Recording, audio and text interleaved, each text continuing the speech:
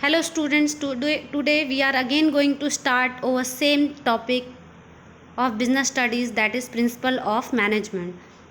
This is part 4th of that topic. From today's video we are going to discuss our same topic, that is principle of Taylor's. We had already discussed first principle of Taylor. Now from today's video we are going to discuss the second and most important principle of Taylor, that is standardization and simplification of work. There are two terms. The first one is standardization and the second one is simplification. Now, the first one is standardization. According to standardization, this process is required for setting of standards for each and every activities of the business. It involves decided standard time, standard equipment, standard machinery, standard tool, standard material, standard production method. Each and every operation of business should be standard according to this method. For understanding the concept, let's take an example. Suppose for making 10 units, 5 days are required, or 5 days are decided as a standard time. So, if the worker is not completed 10 units in 5 days, that time the management have to take corrective measures. Then what is the reason that for not completing the work? So that is called standardization, and that is the advantage of standardization. Now the second topic is simplification. According to simplification, the management have to eliminate the unnecessary diversity of the product's size. For example, there are many shoes companies and there are large number of shoes, that 5 number shoes, 6 number shoes, 7 number shoes. At that time we notice that 5 number shoes or 5.5 number shoe or 6 number, 6.5 number or 7 number. There is much less difference between 5 or 5.5 or 6 or 6.5. So, for each and every size of business, the management require different machine. For 5 number of shoes, different machinery is required. 5.5 number of shoes, different machinery is required. That is too costly method. So, we will have to eliminate the unnecessary machinery, because if the management produce only 5 number shoes, 6 number shoes, 7 number shoes, or eliminate 5.5, 6.5, 7.5, that is unnecessary or very much less difference between 6 or 6.5.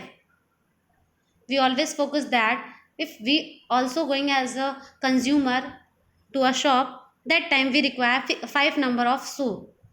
If 5 number shoes is tight for us, that time we don't ask that 5.5 number of shoes. That time we require 6 number of shoes, because there is too much less difference between 5 or 5.5 or 6.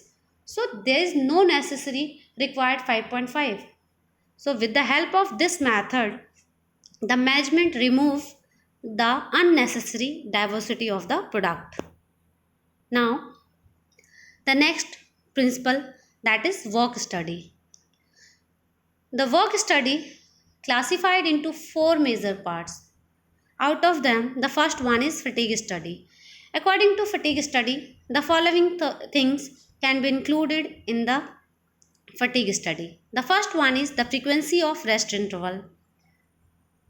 The second one is duration of rest interval. And the third one is number of rest intervals. So what is the difference between in those 3 intervals? The first one is frequency of rest intervals. Means, for understanding this concept, let's take an example.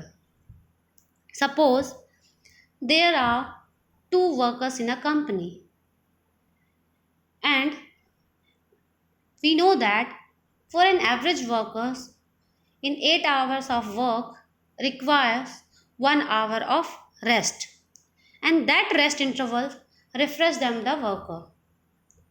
So that time it is optional to ask the worker that 1 hour required which types. For example, if the management asks from worker first, I'm giving 1 hour for rest interval, then what is the method of the rest intervals? That time worker said that I required that rest interval in 6 parts.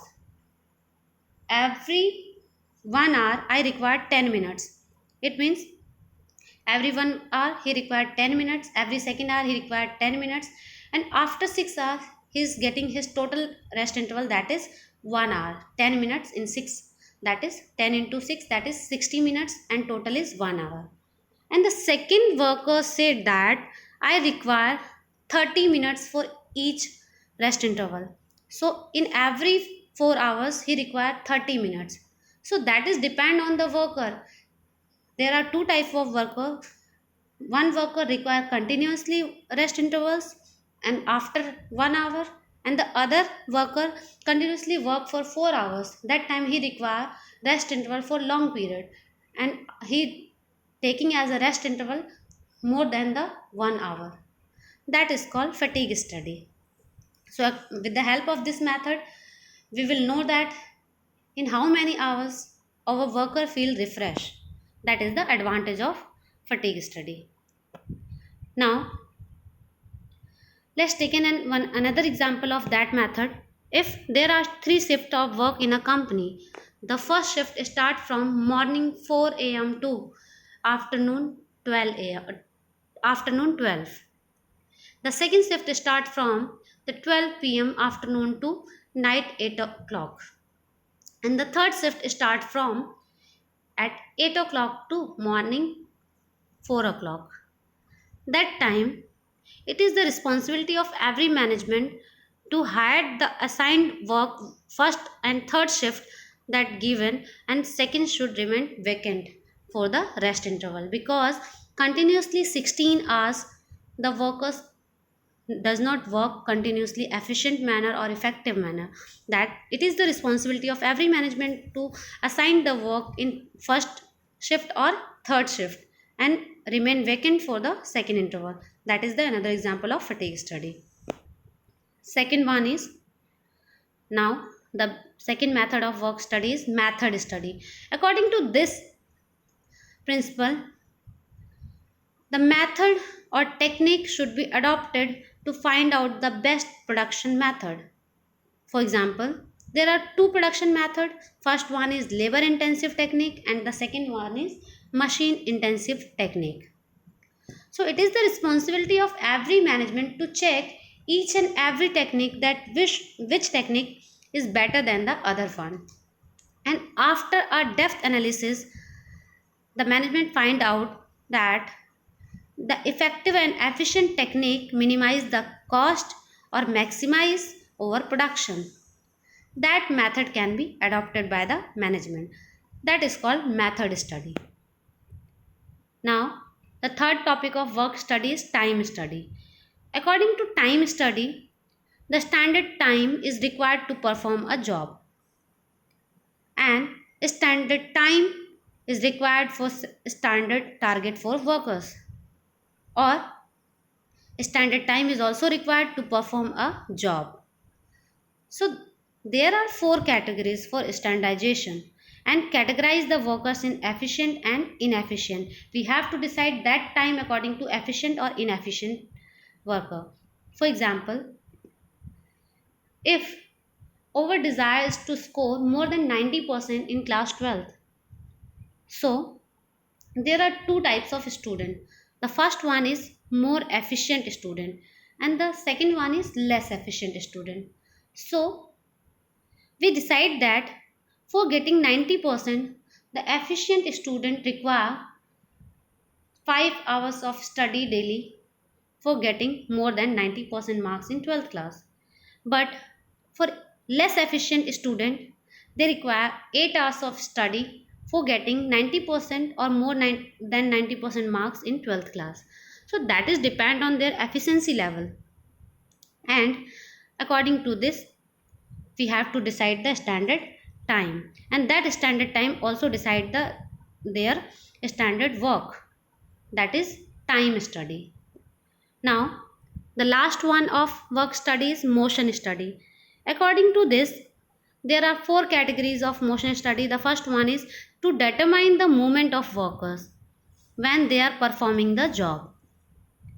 The second one is difference between productive and unproductive movement. The third one is for cutting down productive and wasteful movements. And the fourth one is to design suitable equipment and tool to minimize the productive movements of workers. For understanding the whole 4 points, let's take an example. For example, while observing an average worker, if it is observed that worker has to bend frequently to pick up the toolbox from under the table, then a stool can be placed near his seat to keep the toolbox so that worker does not waste his energy to bending again and again.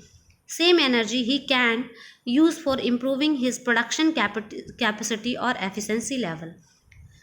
In simple form, the first one is if the worker want a tool from the toolbox, the first movement is he bend. Second activity is pick up the tool box. The third activity is take a tool from that box. The fourth movement is again came in the normal position. Then the fifth activity is complete the work from the help of the tool. Then the sixth activity again put up that tool in the toolbox. Seventh activity again bend. And the eighth activity again keep the toolbox in their place. If he require that toolbox 10 times in a day and one time he take 8 movements and 10 times he required 8 into 10, that is 80 movements. So first activity is to determine the number of movements then they are performing the job. So for completing a work at one time 8 movements are find out. Then second one is difference between productive and unproductive.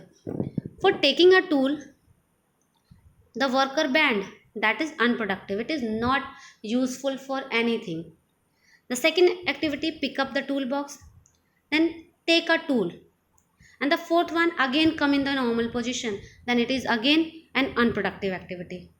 Then again bend, keep the tool in the toolbox and that toolbox in their normal place. That all are the unproductive activities. There is no uses of that activity in the production. So for eliminating this, the worker put a table or a stool near their chair and put up that toolbox into the table, and he reduced bending time, put up that toolbox into the toolbox, that all the wasteful activities he can remove. So with the help of them he saves lots number of hours of work, and that hours can be utilized in many productive moments and take the advantage of that hours. That is called motion study. Here the same example is given. Now the next principle of Taylor is differential piece-wise system. According to this principle, Taylor suggests that there are two different wage rate system should be given to different workers for the same work hour or for the same work. For example, if the management decide that any workers complete 10 units in a day, that time the worker will get rupees 50 per unit for producing 10 or more units. So if the worker completing 10 units, so 10 into 50, he is getting 500 units. If the worker is completing 11 units, so 11 into 50, that is 550 units. If the worker is completing 12 units, then worker will get 12 into 50, that is 600 units. But if the worker is inefficient or lazy, that time he is getting the piece rate at the rate of rupees 40. For completing 9 units, he is getting 9 into 40. So 360. So there is much difference between efficient worker or an inefficient worker. Efficient worker take 50 rupees per unit, or inefficient worker takes 40 rupees per unit. So that difference motivate the employee to work hard with the most effective or efficient manner. That is differential piece wage system, and that is one type of motivation system to motivate the employees or worker.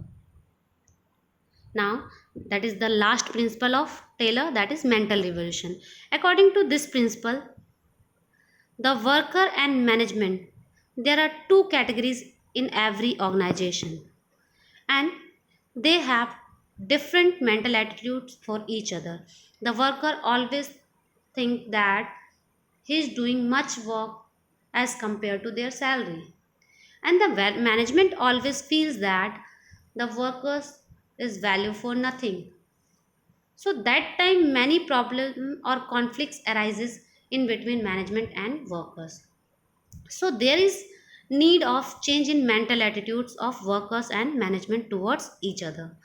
So with the help of these mental attitudes changes, they can cooperate with each other, and that is beneficial for workers as well as management. Now, comparison between tailors and fuels. What is the basic difference? We had already discussed the whole principle or whole topic of Taylor as well as the whole topic of principle. But there are some difference between Taylor's principle and Fioll's principle.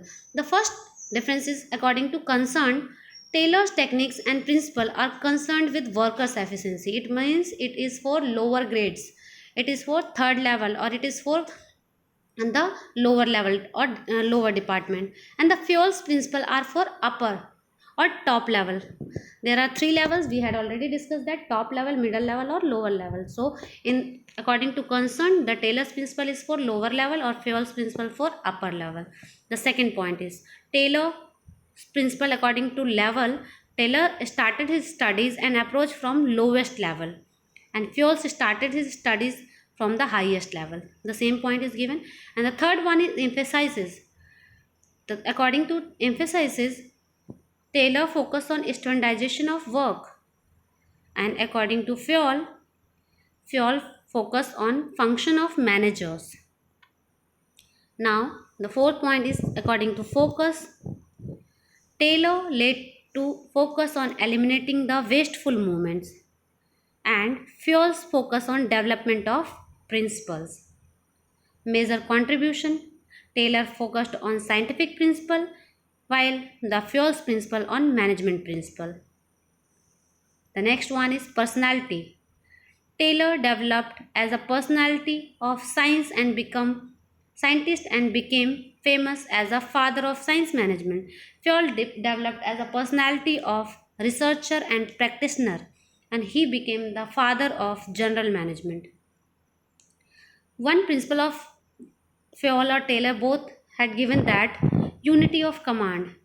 According to unity of command, Taylor suggests that 8 bosses are required, and Fioll suggested that only one boss is required. So there is also one type of difference. The next one is expression.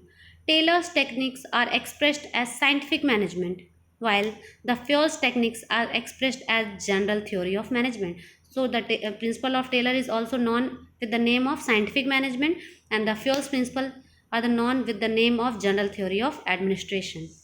The last one is applicability. The Taylor's principle is applicable in some situation, but the Fioll's principle is applicable in all the situation. It is universal. So after that type of difference, we have to find out that Fioll is much better than Taylor. So that's why we will call them Fioll is the father of management. Now with that topic, our topic is finished.